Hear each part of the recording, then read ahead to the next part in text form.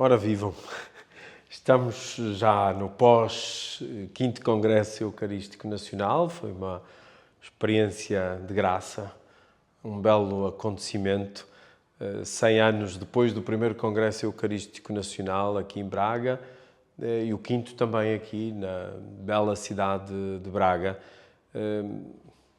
que aconteceu em vários momentos, a preparação de alguns meses, não foi sequer um ano, porque só começou depois da Jornada Mundial da Juventude, no dia 7 de agosto, começámos a preparar, mas a preparação, sobretudo da oração, da adoração, da centralidade da Eucaristia, da formação, foi o mais importante e é isso que deve continuar. E depois foi a celebração do próprio Congresso, no que teve de simpósios 2 dias, sexta e sábado no Fórum Braga, e depois o encerramento na peregrinação ao Monte Sameiro e com a Eucaristia conclusiva. E agora o pós-congresso, que é o resto da vida, que tenha frutos abundantes, é o que nós muito desejamos. O fio condutor foi a narrativa de Emaús, do Evangelho de Lucas, os discípulos que reconheceram Jesus ao partir do pão, e com o tema partilhar o pão, alimentar a esperança. Tal como Emaús, este congresso também não é um ponto de chegada, é uma etapa. Foi uma pausa de reflexão, de partilha, de convívio, de oração, de vida, centrada em Cristo e Igreja, que na Eucaristia se torna mais visível. Então agora podíamos partilhar, todos nós participamos ativamente neste grande acontecimento eclesial da Conferência Episcopal Portuguesa. Podíamos partilhar, perguntar, criticar aquilo que acharem o melhor. Eu posso começar? Porquê este tema? A escolha foi também ela sinodal, já que estamos num processo de sinodalidade e o Papa Francisco até diz que é a vontade de Deus para o século XXI, também na constituição da Comissão Nacional, com 10 pessoas e depois com a Comissão Local, com cerca de mais 7 pessoas aqui de Braga e os 21 delegados de todas as dioceses portuguesas, construímos este tema porque queríamos que ele, tal como dissemos antes, fosse uma etapa, não fosse um evento simplesmente. E então, vindo do dinamismo da Jornada Mundial da Juventude e apontando para o jubileu de 2025 com o tema Peregrinos de Esperança, criamos aqui esta formulação que nos pareceu muito feliz, do partilhar o pão, alimentar a esperança, reconhecendo-no ao partir do pão, porque a base do caminho são as Escrituras, é o anúncio do Evangelho, não há nada mais importante na Igreja do que o Evangelho.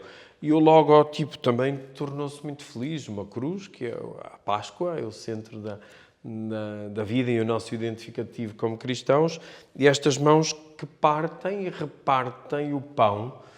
É o pão do qual precisamos para viver, é o pão da palavra, é o pão do perdão, é o pão da Eucaristia, e é Jesus mesmo que se faz pão, este pão vivo descido do céu, e que alimenta a nossa vida, a nossa sede e a nossa fome de felicidade e de paz, e que nos convida a sermos também nós estes que partem o pão e o repartem, no fundo, com esta arte de bem fazer, de bem partilhar.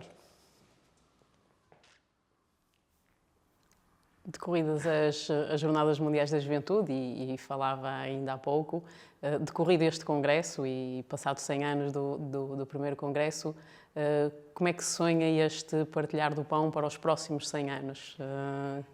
Como é que idealiza, como é que sonha esta igreja da qual todos somos parte? É uma pergunta difícil, a resposta também que não tem assim só uma tonalidade. Nós já aqui na Arquidiocese estamos a apontar para 10 anos, mas para 100 é mais complicado. Mas daquilo que semearmos agora, outros também poderão vir a colher, como nós estamos a viver também esses frutos do primeiro Congresso Eucarístico Nacional, tão sublinhado nestes dias da realização do 5º Congresso, que não pretendeu ser apenas comemorativo, mas projetivo, e até pelas conclusões, aquelas 7 notas das conclusões que são muito felizes e que nos apontam já o caminho. Mas é o grande sonho de levar Jesus a todos e todos a Jesus. Esse é que é o sonho de todos os tempos, como é que esta boa nova, como é que o Evangelho se torna vida no concreto da vida e da história das pessoas e dos povos e das culturas.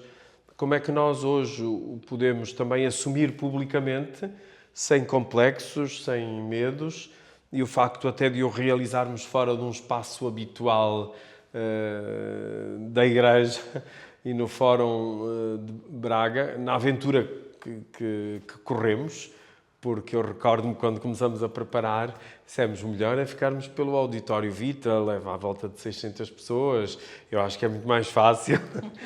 E de facto nós estávamos a 13 de maio e tínhamos apenas 700 inscrições e depois a 26 de maio tivemos que encerrar as inscrições porque já estavam nas 1400, que era a capacidade daquele auditório.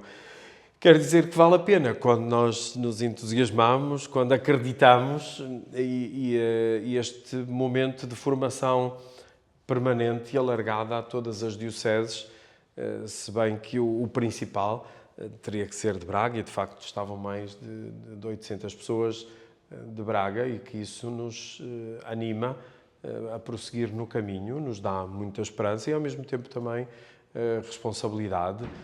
E aquilo que nós vamos, ou já estamos a fazer de seguida, a Assembleia Sinodal, a Assembleia Diocesana e todo este processo sinodal nas várias tonalidades, o todos, alguns, os passos de todos, como é o Congresso, como são as Assembleias Sinodais, arquidiocesanas ou diocesanas, e depois alguns nos vários organismos da Diocese, das paróquias, das comunidades, e depois alguém que tem que tomar a decisão segundo o mandato de Jesus e também no seguimento dos apóstolos, para que possamos ser fiéis ao Evangelho e continuar a sonhar e sonhar em grande, porque quando se sonha ou é em grande ou então mais vale estar quieto, não é? Estar parado. Por falar em sonhos, aquilo que me dá a sensação é que os jovens, na sua maioria, estão absolutamente aliados do que é a Eucaristia, de qual é que é o significado da Eucaristia e simplesmente não sabem para que é que serve a missa, para que é que serve a Eucaristia, o que é a Eucaristia, qual é que é o plano para voltar a dar essa devoção para a Eucaristia, jovem. Se eu tivesse a solução, se já soubéssemos o caminho, não sei se era mais fácil, mas de facto há um enorme trabalho a fazer. Há muito a fazer, muito está a ser feito nas paróquias, nas dioceses, nos movimentos, nos grupos, mas há muito a fazer. Há um caminho que se vai construindo, por exemplo, até à etapa do Crisma, e só para teres uma ideia, o ano passado na Arquidiocese de Braga crismaram-se cerca de 7.000 jovens e depois perguntamos, e se calhar no domingo seguinte terão ido à missa nas suas comunidades, não é? Não. Pois, provavelmente não. Quer dizer que há aqui este grande valor a redescobrir, como também não sei, mas toca-nos a nós ser criativos e olhar mais para a necessidade da Eucaristia, se ela é assim tão central na vida da Igreja, de tal modo que a Igreja não pode viver sem isso. Como disse a nota pastoral dos bispos de Portugal, sem a Eucaristia não podemos viver. Se foi assim que foi entendida nos primeiros tempos, então o que é que temos que fazer juntos para que ela volte a ser essa fonte? Ela não deixa de ser, mesmo que seja para uma pequena comunidade ou que vão poucos, não é? Ela continua a ser esse sinal de esperança, esse sinal profético no mundo e transformador. Mas como é que podemos fazer para que ela chegue a mais pessoas? E, sobretudo, mais jovens, gente mais nova, possa aderir de coração e sentir essa necessidade, ao menos uma vez por semana, ao domingo ou noutro dia qualquer, e que não possa viver sem o alimento da palavra, o alimento da Eucaristia, que para nós é o sinal maior. É um sinal, quer dizer que nos remete para uma outra realidade, que é o encontro com Cristo. Mas é o sinal máximo na vida da Igreja, porque ela não é um ato privado, é um ato comunitário. E o facto de participarmos na celebração da Eucaristia exige que exista uma comunidade, pelo menos que sejam mais do que 2 ou 3, e que haja vários serviços, porque a missa depois leva-nos sempre à missão. Nós até podemos estar muito empenhados nas causas sociais, nas causas públicas, mas se não vivemos e nos alimentamos da Eucaristia, estamos apenas numa atitude filantrópica, solidária, que já por si só é positiva, mas não é plena, porque não nos faz ser anunciadores de Cristo e depressa também nos cansamos. Nós precisamos de ser constantemente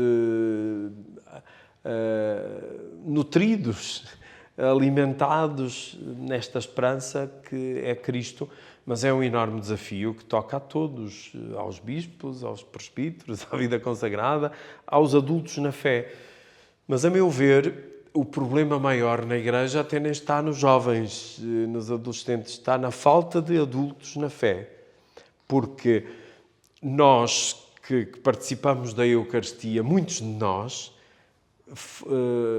fomos por causa dos nossos pais, dos nossos avós, da nossa família, porque eles participavam connosco.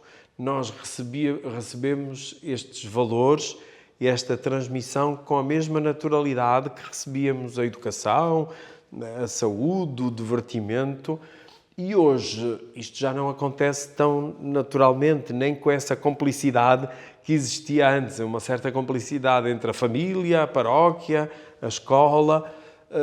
São tempos de mudanças muito rápidas e que nos sentimos assim um pouco baralhados, mas nem por isso a Eucaristia deixa de ser aquilo que é a tal fonte, o centro e o cume de toda a vida cristã.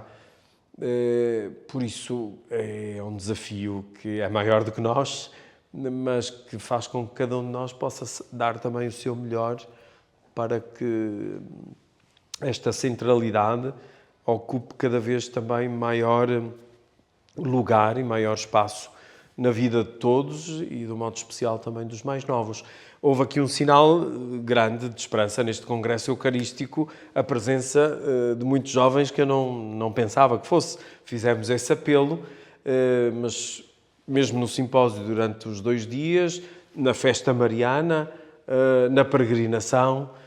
E outra coisa que me chamou muita atenção, e a muitas pessoas, é que foram milhares e milhares e milhares de pessoas que peregrinaram desde a Sé, e logo às 7 da manhã, muito cedo, até ao Sameiro. E mais de metade desses milhares, que não sabemos contabilizar, não ficaram para a celebração da Eucaristia.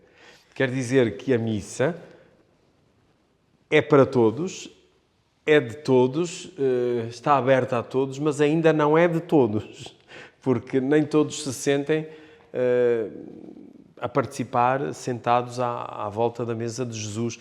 Algumas pessoas até me diziam, e eu próprio constatei, porque também peregrinei a pé, se todas as pessoas que peregrinaram participassem, se calhar não havia lugar lá à volta do altar.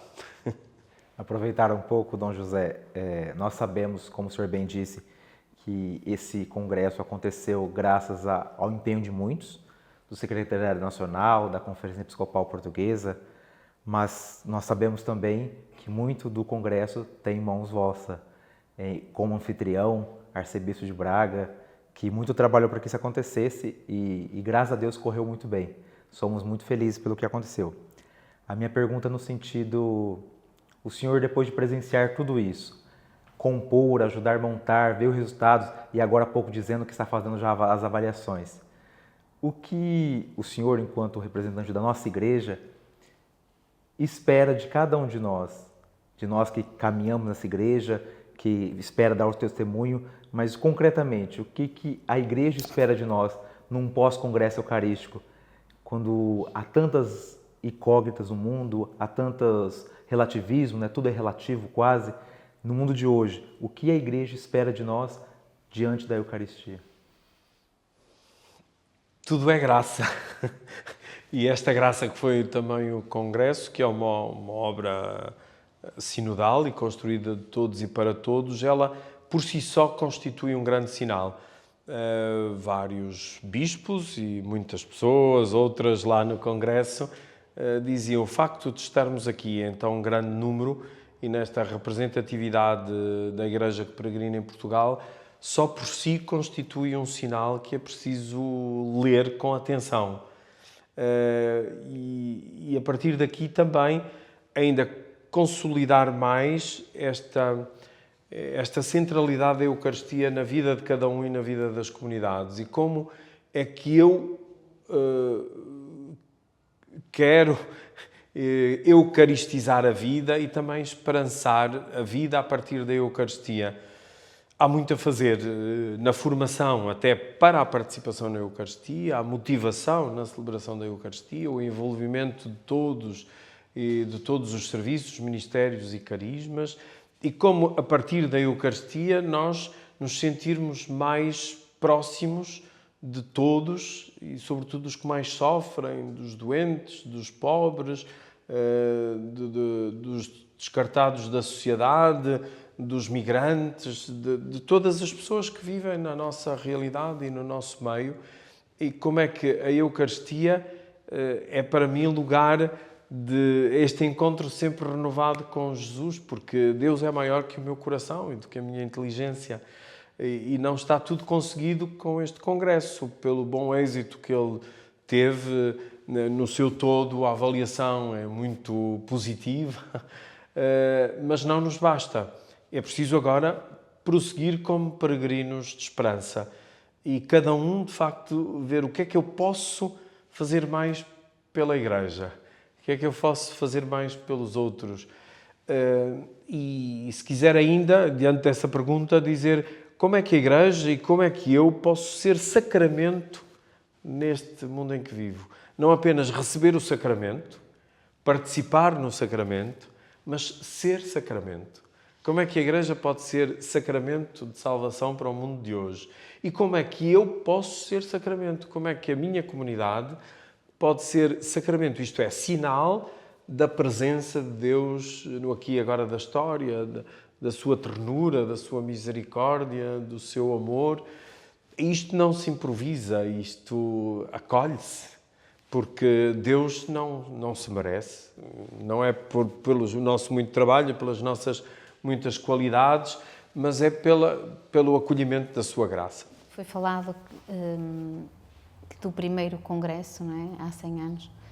Em princípio terão saído 5 santos, não é? Mais ou menos. 8, pelo menos ali no congresso descobrimos 8. 6 tínhamos nós identificado, e depois apareceram mais 2. Eu estava a pensar que todos eles, por aquilo que foi falado, tinham um amor incondicional, não é? À Eucaristia e ao Santíssimo Sacramento. Tendo em conta agora exatamente aquilo que falou, que os pais não estão assim tão receptivos a levar os filhos ou a viver a fé, acha que com o tempo vai-se perdendo essa graça de conquistar pessoas para a santidade, ou as pessoas já não procuram a santidade porque não se interessam pela Eucaristia? Qual a relação, neste momento, que a Igreja tem em fazer novos santos, não é? A responsabilidade de... Nós chegamos, num dos vários momentos na escolha do tema, chegamos mesmo a pensar nesse Eucaristia e Santidade, por causa desse testemunho do primeiro congresso, porque quando descobrimos esses nomes e que depois, já na preparação imediata, vimos que havia mais 2, e certamente há muitos mais, mas cujos processos de canonização já estão em curso e muito avançados, eu acredito que esse desejo de santidade, de felicidade, não diminua, está num crescendo. Agora, anda muita gente à procura, se calhar, noutros lugares, por outras vias, porque não encontra os testemunhos credíveis no seu ambiente, na sua comunidade, na sua paróquia, na sua diocese, no seu movimento, no seu grupo, mas há muitos sinais dessa busca. Agora, acontece se calhar mais tarde, vemos que acontece ou já num processo universitário ou depois dele. Ainda recentemente estive no mosteiro trapista de Santa Maria Mãe da Igreja em Palassoulo, que está aqui há cerca de 4 anos em Portugal, mas propriamente de vida contemplativa há cerca de 2, e as 10 fundadoras já têm consigo mais 4 jovens portuguesas depois de um curso superior. O que me deixou também, até de certa maneira, surpreendido e arrepiado, porque há muita gente à procura desta proximidade mais efetiva e afetiva com Jesus na Eucaristia, na liturgia, no trabalho, na vida contemplativa. Além disso, pode dizer, mas isso são coisas muito esporádicas. Por outro lado, há muitas pessoas à busca de Deus. Basta pensar naquilo que também nós dizíamos antes, nas peregrinações e até aqui na nossa Arquidiocese de Braga, e nas procissões, e interroga-me também o crescente número de jovens que participa nestes momentos e noutras ações. Depois falta aqui, sei lá, ou o compromisso, ou o sentido de serviço, ou os tais adultos na fé dispostos a acompanhar, porque ninguém é cristão sozinho. Nem os jovens uns com os outros apenas resolvem o assunto. Nós dizemos, os jovens podem evangelizar outros jovens. Sim, mas com a ajuda dos adultos. E a igreja pode ser jovem quando os jovens se tornarem mais igreja. Está tudo depois muito interligado, muito interrelaçado, mas quando há oportunidades, os jovens aderem. E quando há este tal sentido de exigência, também participam, quando veem que aquilo é autêntico, não é uma coisa pontual ou artificial, porque neles há esse desejo. E depois, claro que no mundo em que vivemos, nas redes sociais e em tudo o que se respira, que é muitas vezes o oposto daquilo que se experimenta no sacramento da reconciliação, da Eucaristia, da reconciliação e do próprio Evangelho em si mesmo, exige muito de nós. Ao mesmo tempo, temos consciência de que nesta velha Europa já está a acontecer e aqui também há de acontecer. Está também essa tendência neste plano inclinado, na diminuição da presença dominical na Eucaristia e outras ações, a consciência de que seremos cada vez mais um pequeno rebanho, e aqueles que são-no convictamente. Aquele cristianismo sociológico que tínhamos até aqui, e ainda temos, porque Braga ainda é um oásis no contexto nacional a esse nível, poder-se-á ir perdendo, e cada vez mais já existem aqueles que se dizem católicos não praticantes, e que isto é o tal sentimento, e outras pessoas que se dizem já sem religião, sem compromisso, mas a presença inquietante desta busca de Deus, a busca da verdade, existe no interior de muita gente, mas fruto também destas mudanças tão radicais que estão a acontecer, nesta mudança de época, às vezes é difícil conseguirmos acertar. Em alguns sítios já é mais evidente, noutros nem por isso. Frutos deste congresso, certamente só os veremos daqui a uns tempos. Em alguns casos já estão a acontecer, soube até de casos pontuais, de pessoas que vieram e que se questionam ao nível vocacional, ao nível também da sua pertença às comunidades, e ajudou a consolidar esse tal sentido de pertença e a sua própria vida espiritual, pastoral, e o compromisso na família, na paróquia, na comunidade, no movimento, no grupo. Mas esse é, de facto, o maior sonho, se quisermos, mas um sonho que é de Deus tornado realidade, que é o da santidade. É o de crescer todos os dias e recomeçar sempre.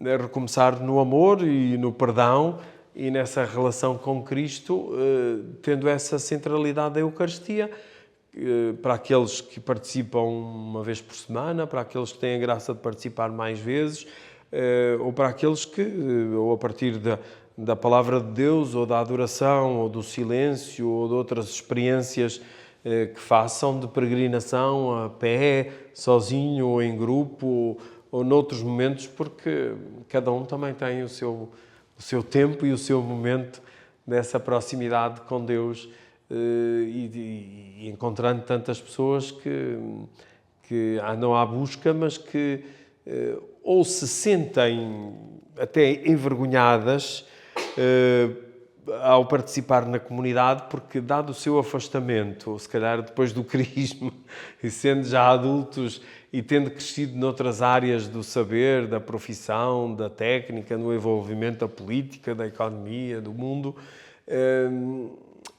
não se sentem tão à vontade e por isso não vão, por ignorância ou por vergonha até, que em alguns casos de pessoas que já nem sabem responder, não sabem os gestos, as orações, o modo como participar, o próprio código da pertença e o mapa da Igreja e do próprio programa celebrativo da Eucaristia. Mas por exemplo, a Igreja é muita coisa, mas é centralizada na Eucaristia. E nós vemos que nas coisas fora da Eucaristia nós temos muita gente e toda a gente procura e toda a gente vai. Acabou de dizer que na peregrinação tínhamos mais do dobro que se afastaram. É importante também voltar a dar a formação, não é? Do que é a Eucaristia, para as pessoas perceberem o que é a Eucaristia, o que é que estão lá a fazer, não é? Porque a Eucaristia não é... Muitas pessoas ainda vêm embora antes da comunhão, não é? É impensável as pessoas acharem que já foram a uma missa e nem esperam pela comunhão. É importante, tudo é importante. O que é que a Igreja pode fazer para voltar a pôr o bichinho da nossa necessidade de voltar a ir lá? A formação, como também estava a dizer, o Papa Francisco também tem insistido muito e escreveu uma carta sobre a formação litúrgica do povo santo de Deus, do formar para a liturgia, o formar a partir da liturgia. E voltarmos aos primeiros tempos, ao retornar às fontes, porque era na Eucaristia que acontecia a catequese, que acontecia o encontro, que acontecia a própria teologia, isto é, o conhecimento de Deus e a sua aplicação na vida. Uma boa preparação leva sempre a uma ótima celebração e ela depois há de alimentar a vida. Um dos êxitos também deste congresso e simpósio foi a sua preparação e, sobretudo, na oração. Mas para cada domingo, onde é possível, havendo uma equipa que prepare, que cuide do maior número possível de todos os momentos da celebração, quem vai sente-se acolhido e leva alimento para a semana. Também tenho ouvido de algumas pessoas, eu vou ali, mas depois não levo nada para a semana, não levo alimento nenhum, não me sinto alimentada, ou então vou a outro lugar porque ali consigo receber algo. Tem que se criar essa necessidade, não ir por obrigação, mas ir por necessidade e no verdadeiro sentido da palavra de devoção, de que aquilo é tão importante que eu não posso viver sem aquilo, porque para aquilo que é importante na vida nós encontramos tempo. Há também muitas pessoas que dizem que hoje não têm tempo, até pela cultura do fim de semana, em torno do domingo. E é compreensível, eu conheço também a minha própria família e outras famílias, a vida na sua atividade tão estressante que encontramos tempo para tudo, mas a missa parece que nos incomoda ali. É ali um obstáculo que é preciso contornar, ou então dizer que não temos tempo. Com algumas pessoas com quem tenho mais à vontade, pergunto, mas não tem tempo ou não tem fé? Porque é uma questão de prioridade na vida. E hoje perdeu-se esse alinhamento que existia antes. porque o fim de semana dá outro registro também na vida, mas a formação é essencial, deveria ser quase o nosso refrão prático, ativo, é formação, formação, formação, e tudo converge para a Eucaristia e parte da Eucaristia. No fundo é o tal coração da vida da Igreja e da oração da Igreja, que não é só oração, não é só a Eucaristia, mas sem a Eucaristia não pode viver, porque tudo o resto depois passa a ser outra coisa, como para quem não tem fé, não é?